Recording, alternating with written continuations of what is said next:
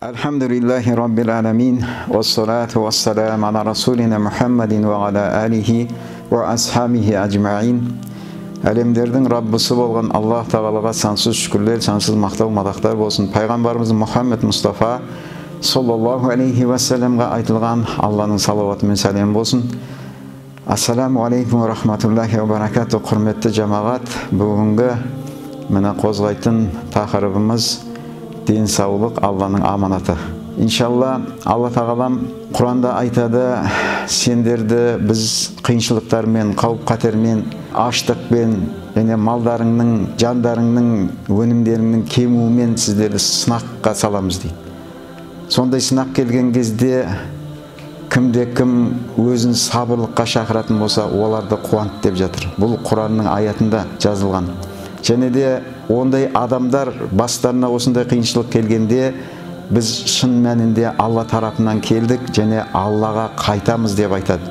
Міне солар Алланың жарылқауына және шапағатына ие болушылар дейді. Алла Тағалам денсаулықты бізге аманат етті. Пайғамбарымыз Мұхаммед Мұстафа саллаллаху алейхи вассалам айтылған хадисінде екі нәрсе бар дейді. Осы екі нәрсенің біз қадірін білмей жатырмыз дейді. Адамдар білмейді дейді. Бұл нәрселер бос уақыт және денсаулық.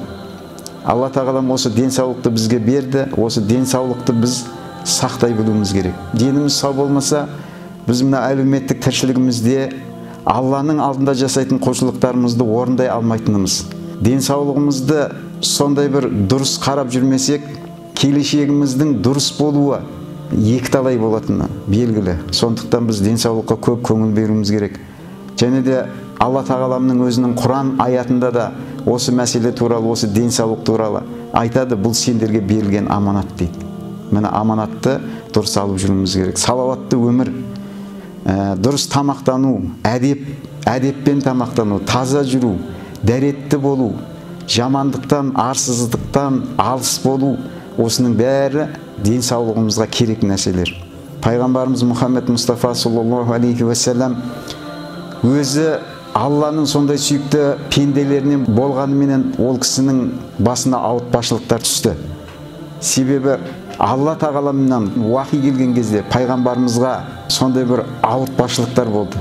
Дене қызуы көтеріліп, бойында бір қиыншылықтарды сезінді. Міне ең ауыр осындай денсаулықтың ауыртпашылықтары пайғамбарларға көбірек келді. Біздерден көрі, адамдардан көрі көбірек келді.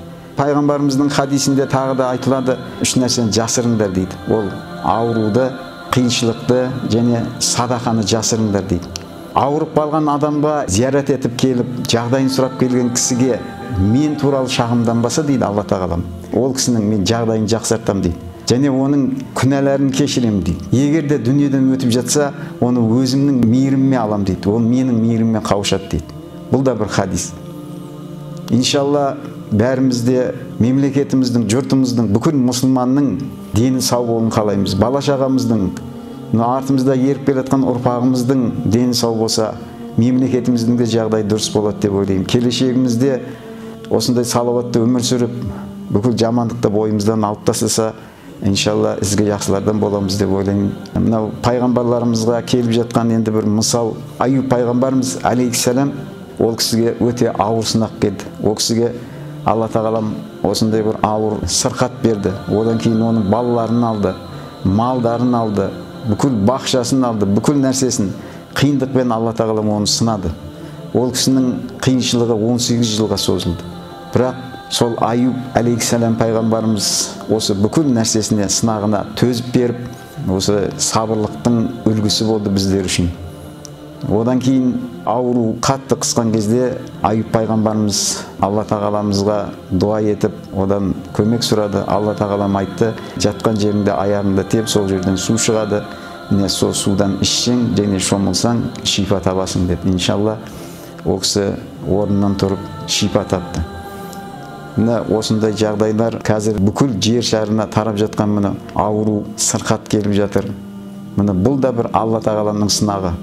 Алла Тағалам өзінің сүйген құлдарына осындай сынақ береді.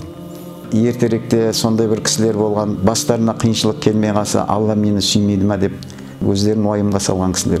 Міне Бұл да бір Алланың бір сынағы. Осындай сынақтан аман есен өтуімізді Алла тағалам нәсіп етсін. Бәріміздің деніміз сау болсын, ғұмырымыз ұзақ болсын, істерімізге сәттілік берсін, тапқан табыстарымызға Алла берекет берсін.